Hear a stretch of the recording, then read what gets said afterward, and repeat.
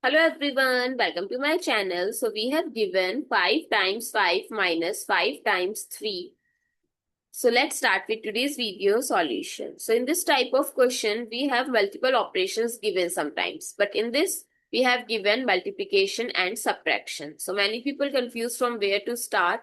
So there is a certain rules given. So I'm going to follow order of operation, that is PEMDAS or PEMDAS rule, where P stands for parenthesis, E stands for exponent, D stands for division or multiplication, and addition and subtraction. In case of division multiplication, both have same priority and similarly in addition and subtraction. So here multiplication and subtraction given. So we have to give priority to multiplication. So 5 times 5 is 25 minus again 5 times 3 is 15. Now simply subtract 25 minus 15 is 10.